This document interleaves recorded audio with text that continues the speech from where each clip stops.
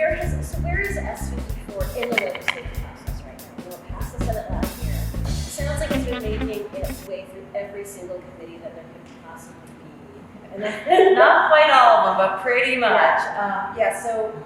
The way the Vermont legislature works is it's a 2-year biennium. We are in the 2nd year of the biennium, which means that bills that were acted at the end of last recession remain active and legislators can just continue to work on them. So yes, like you said, S54 passed the Senate last year and went to the House Government Operations Committee, where they did a great deal of work and spent a long time and took a lot of testimony and got input at that point from a number of other House committees. And then it formally passed out of the Government Operations Committee before the end of last year's session, and it was in the House Ways and Means Committee. This year, we started right up, and a couple more committees got interested. Natural Resources took some testimony, and Agriculture took some testimony. It went back to GovOps, so then they voted on recommendations from Natural Resources and Ag, and then it went back to Ways and Means. Isn't it fun how laws get made? And now it just got voted out of the Ways and Means Committee and is housed in the Appropriations Committee, which I do believe will be the last committee in the House to take a look at this bill. okay. And so, what would be the time frame ideally comes out of that last committee? Does it then get voted on in the House of Representatives soon, or do you feel like it's going to be a dragged out process? Or? Well, there are no absolutes.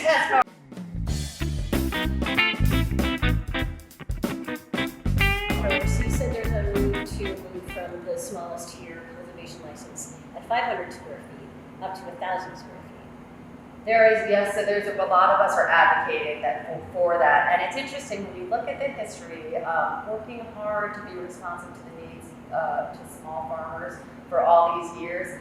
Small farmers themselves are not 100% unified on what would be best. So for a long time we were hearing, make that small farm number as small as possible so that the really littlest players will be the most protected. And that's where the 500 square foot number came from largely. Now there's been a lot of feedback saying that that's too small and that's not viable for a lot of people and it's not viable for outdoors. Your cultivation license is 1,000 square feet, and if you're under 1,000 square feet, would that be okay? Oh yes, Okay. you would get all the protections of so it's 1,000. It would be right now it's 500 square feet or less, and that would be 1,000 square. So yes, if you were 500 square feet, you would still get the protections. It would just also be available. Some of those protections would be available from 500 to 1,000 square feet. And I think it's really also important to remind everybody that that's the lowest tier. It's going to continue to be tiered. So it's not as if the fee would jump from, we don't have numbers, but the lowest fees possible for this smallest category, and then all the way up to the largest fee possible that would go for the largest grows. There will be tiered fees, license fees, and all of that, and the regulations will be tiered according to size. It's not going to jump. It's not going to forget about those farms in the middle that need a different size of accommodations. There is also, in both versions of the bill, prohibition on municipalities intentionally using zoning to sort of de facto prohibit cannabis businesses, and they're not allowed to do that. And that continues to be in the House version of the bill. So while some municipalities might have on their books already zoning that would make it difficult, towns can't proactively go out and do that for the purpose of prohibiting cannabis cultivation. They can't self-select for that one specifically. Right, so I think that's really important, and I think that feedback to the legislature about what this would mean for small growers is really important right now, and it's still a conversation that could get some ear-time this year. But so I think that people that care about this issue, again, there is a Senate Natural Resources Committee, there's a Senate Agriculture Committee. It would be worthwhile to talk to people on those committees and see how they feel about this very new provision that wasn't even in play last year. I think it's an important one to get more information, more clarity on how it would impact.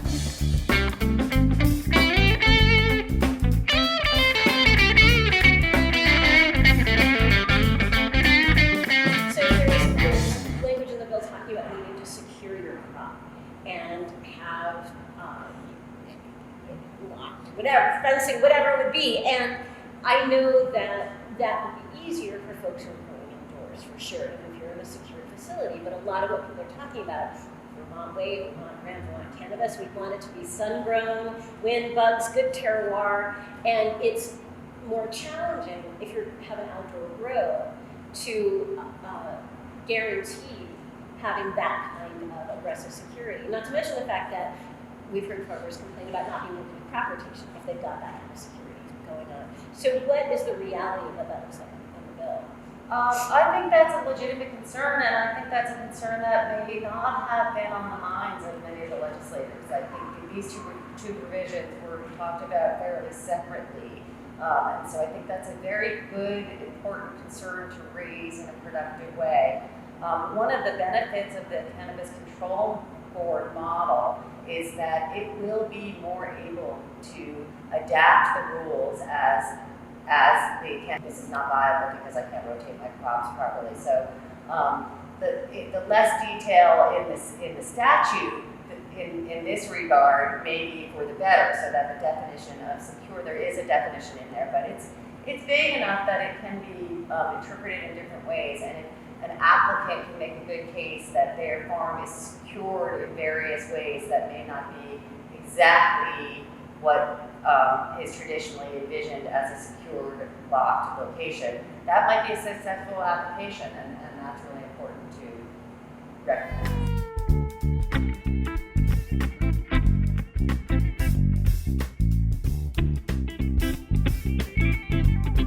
The Cannabis Control Board altogether. So if it's in the statute, if it's been voted on by the legislature, it's in there.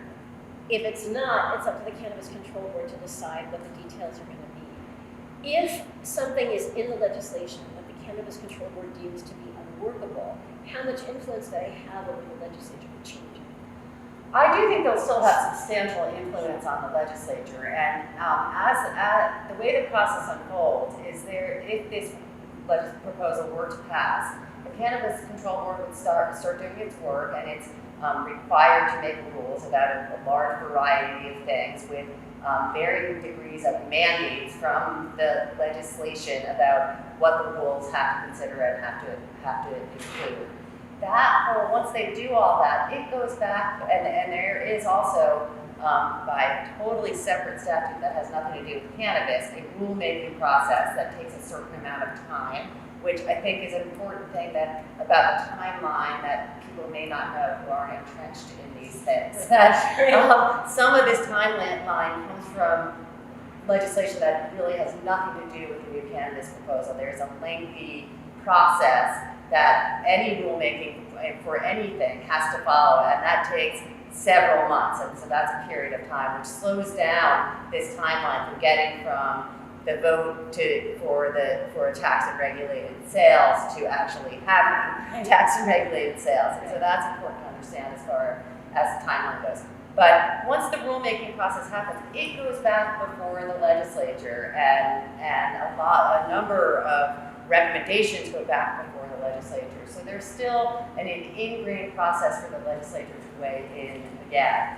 And also places where public comment is mandated, and so there are, this is not the end of the game. I think it's a mixed bag. I think that there are things to be concerned about, and that we should all be watching very carefully about who ends up on the Cannabis Control Board. I think it's legitimate. But I think there's also concerns about doing it within a governmental agency. And in fact, it was some of the people that were most concerned about it being in a government agency. I mean, the Agency of Agriculture is also a political entity. It is a government agency that's ultimately accountable to the administration. And so you don't get away from it. It's not a cure-all for those concerns to have it housed by the Agency of Agriculture. Many people who were worried about that wanted a Cannabis Control Board because it does have some more independence than the Agency of Agriculture that is directly accountable to the administration. So I think that this is an issue that could be argued both ways credibly. I do know that the Agency of Agriculture has remained fairly neutral about how this goes down. They will have substantial oversight of this emerging industry either way. The Cannabis Control Board would be mandated to use the expertise of the Agency of Agriculture, to use its resources, to use its staff.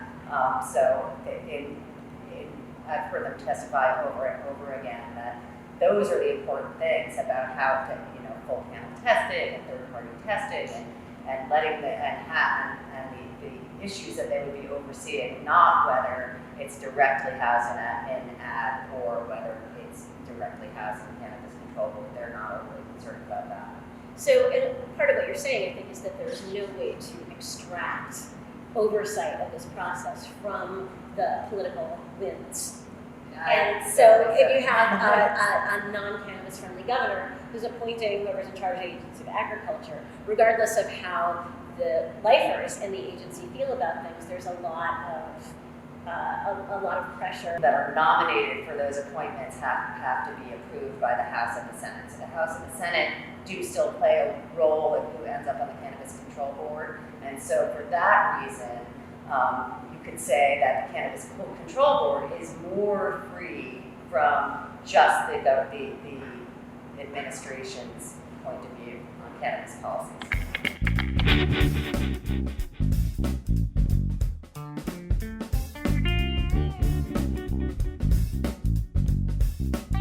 Occasionally really problematic bill, there are collateral consequences to the bill not passing, which some people might not recognize would be the reality. And so there's a bigger picture that sounds like you're looking at around why it's significant.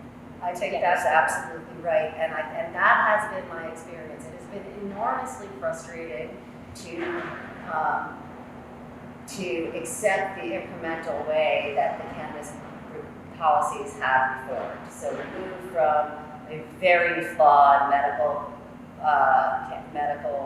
cannabis program that was one of the most restricted in the country and continues to be very, in my opinion, very problematic.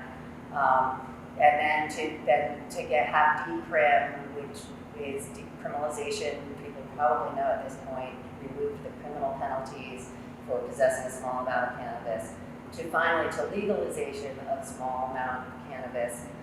Very slow, painful process, and still we have not adjusted penalties down, right, just over what's legal to now possess and cultivate. Those penalties are still extremely high. So to move in this incremental way is agonizing, but I do think that each step forward shifts the paradigm, and as we look at legalized sales, and there are other social equity issues as far as right now, if you own your own home, you have a place to legally grow cannabis. If you don't, then you don't have a legal way to obtain cannabis at all. That's not fair. That's an economic justice issue that's really unfair to homeowners. And if you live in Section 8 federally subsidized housing, forget it. You can't, a landlord couldn't even give you permission to grow cannabis if they wanted to. Right? So these are real social equity issues, and I think every time we move the bar and get more societal acceptance about this plant and what it does and what it does not do, it impacts all those. There's a ripple effect on improving all of those other bad policies that have been promulgated in the name of cannabis prohibition. Many people who have legitimate questions and legitimate concerns, and I absolutely respect that and believe strongly that we can have conversations, even if there's ultimately some disagreement about supporting this proposal as a whole or specific provisions of it. But if we can have the discussions based on what really is and what really is not in the bill, that's what's going to elevate the conversation and inform the people that are in positions of power to make these decisions and inform them properly about what the bill does and does not do and could do or couldn't. Excellent. Thank you so much, Ellen. Yeah, my pleasure. Minutes for that.